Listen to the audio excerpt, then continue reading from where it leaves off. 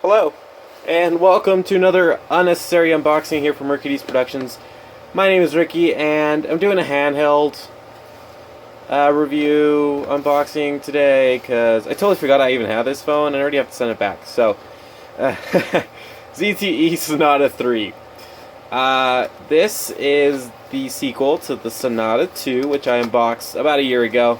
It was a really cheap phone that really wasn't that impressive. It was a dual-core processor with only 4G that launched with KitKat, which was a little bit like, oh wow, that's kind of bad. So this year they improved it quite a bit, and it actually reminds me of a phone I unboxed last year as well from ZTE called the Overture 2.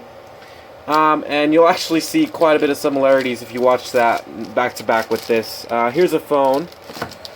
Go ahead and unbag that.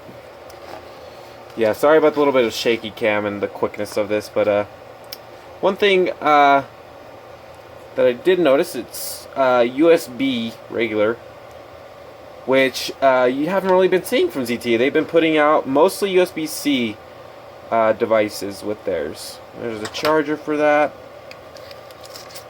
SIM card, and my battery.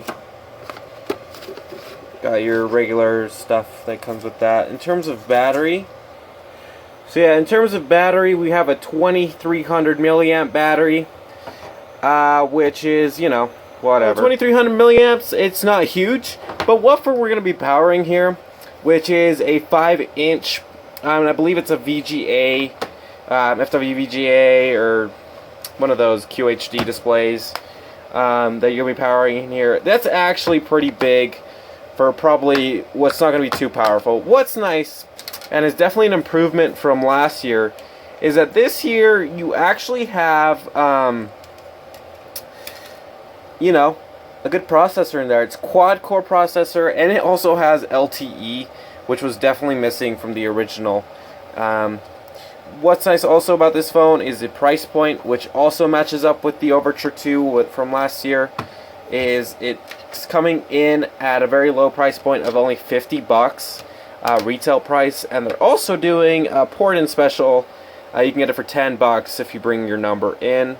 Let's go ahead and boot this guy up. Now, let me see what kind of software this guy's running real quick. I believe it's on Marshmallow, but I might be wrong. The Sonata 2 came out with KitKat, and it was like over like a year old.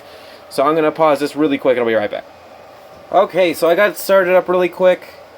And look at this, it actually has the same software as ZTE Grand X Max 2, so this guy is running Marshmallow 6.0.1, which is a definitely improvement from last year.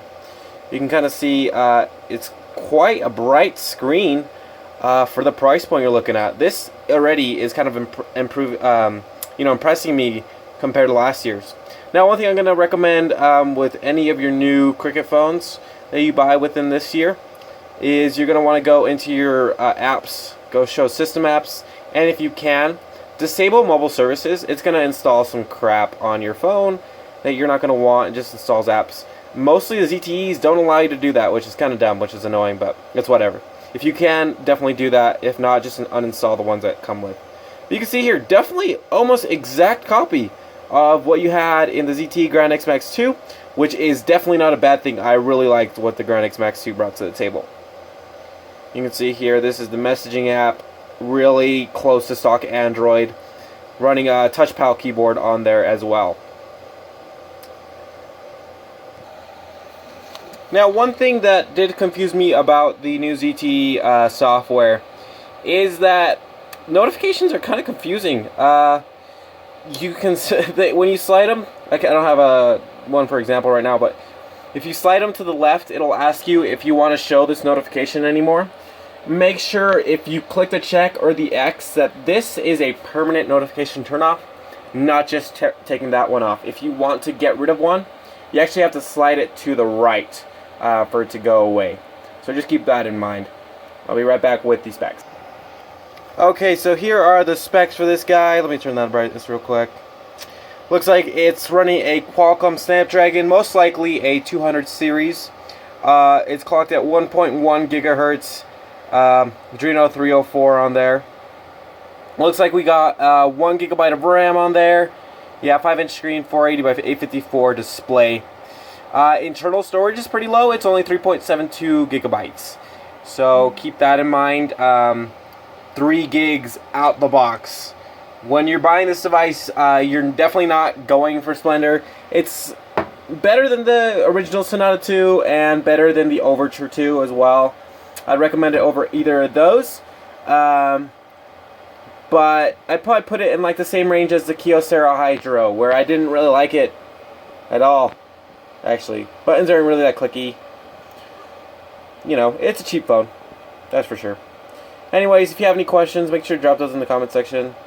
Like the video if you liked it, and we'll catch you in the next one. Thanks for watching. See you later.